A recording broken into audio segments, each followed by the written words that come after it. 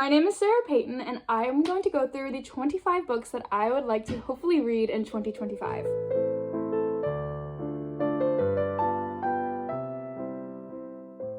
I've had some of these books on my bookshelf for I don't even know how long, years at this point, and it's time that I get to them. So I made a TBR to kind of help me prioritize books that have been sitting on my shelf for way too long. So I have them here in my reading journal, and I am going to go through them with you. I am actually going to print out pictures on this side of the books, but for now I will just go through all the books. So first we have The Secret History by Donna Tartt.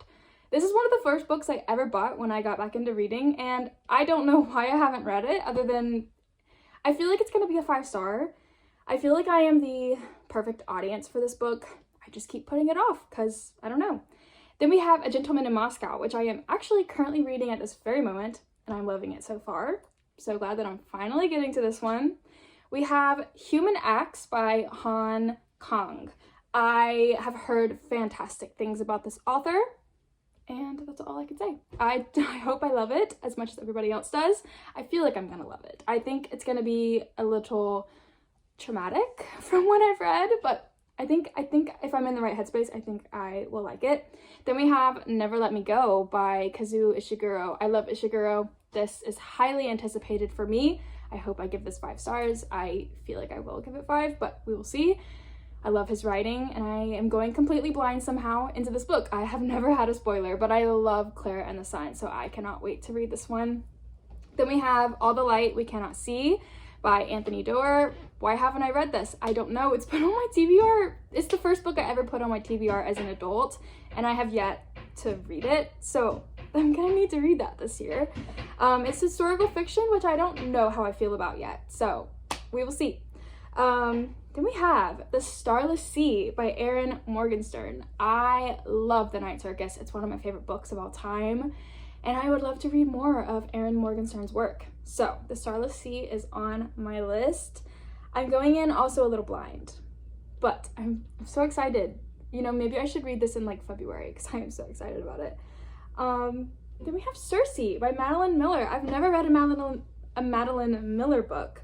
Never read A Song of Achilles. I started it, put it down. Yeah, I need to read a Madeline Miller. I think Circe is gonna be a good one for me. I'm excited. I think all Madeline Miller will probably work for me. I just keep putting it off for whatever reason, but that is the point of this video. All the books that I keep putting off. Pachinko. Another book that has been sitting on my shelf for I don't know how long.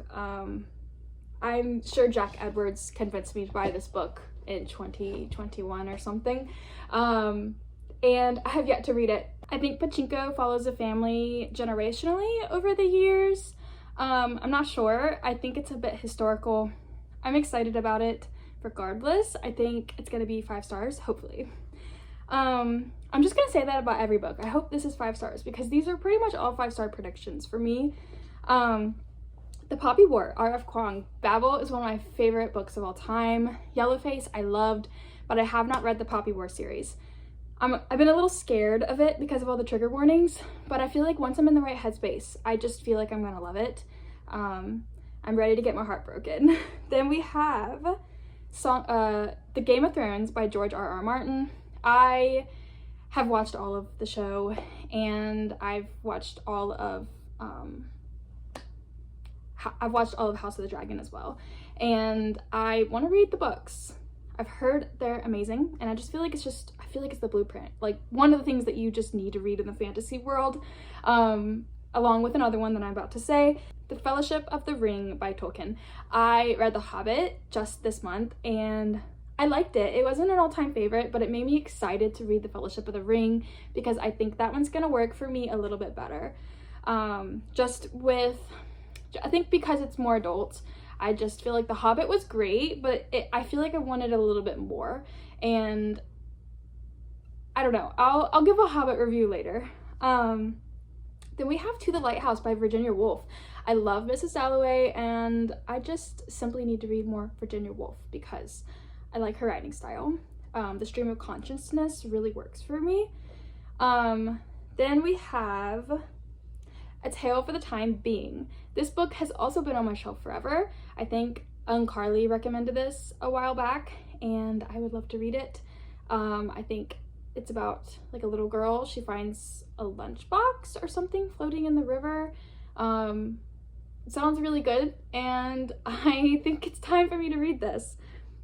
Gods of Jade and Shadow by Silvia Moreno Garcia. Mexican Gothic is one of my favorite books.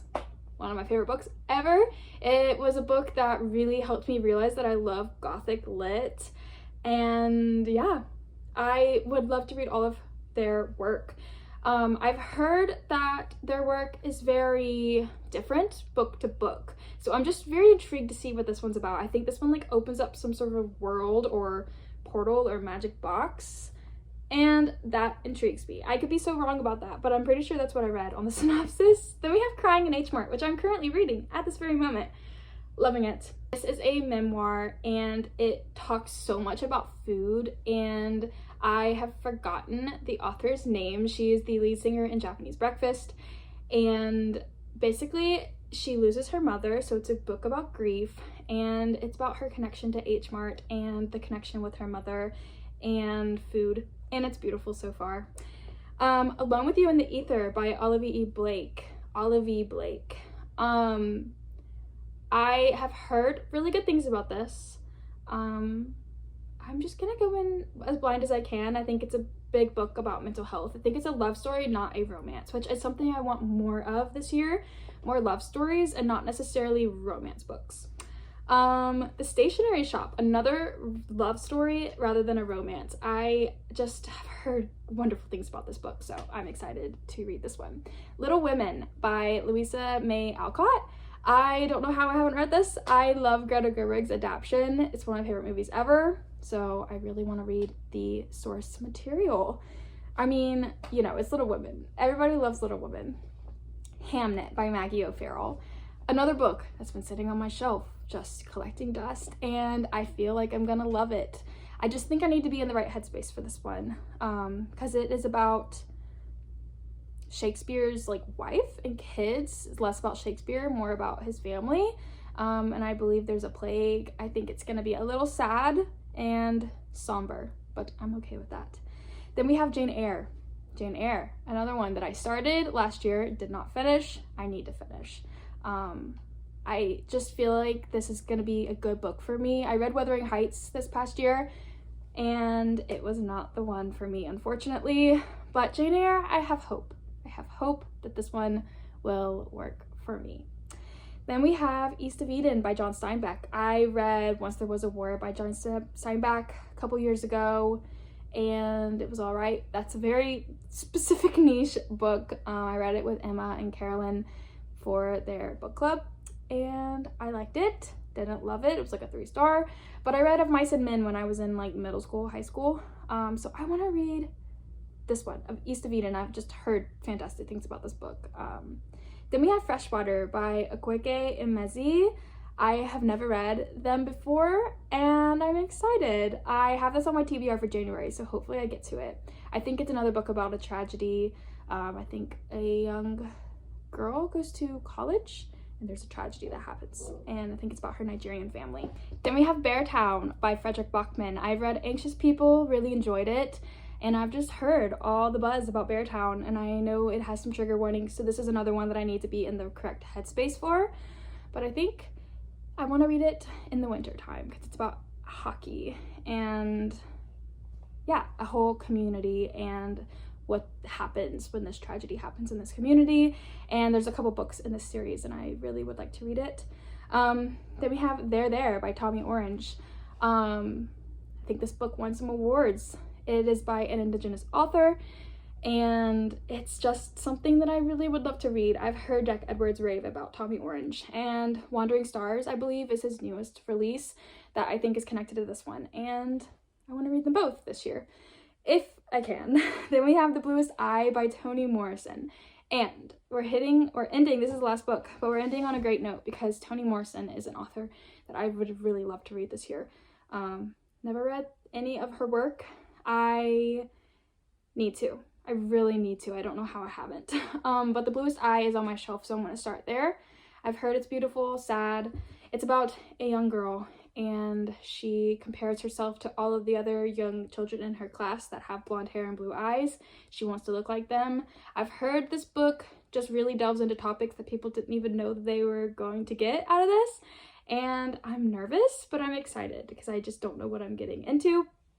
But I know that it's going to speak on a lot of important topics like race, and I'm actually not sure what the other topics will be, but I know it'll be a very important read, so I am excited to get to this one. So that's also on my TBR for January. So I will let you guys know an update on what I get through and what I don't, but I'm hoping to spread these out through the whole year, and I'm very excited for my reading in 2025. I'm getting very good at deciding what books are for me and which books are not for me, and I just feel like this list really represents like books that I like. Of course, I didn't put a lot of my contemporary lit fics on here. There's also a lot of like classic lit that I have seen recommended that I have kind of on my radar, but I didn't put on this list because I don't know if they will be for me or not.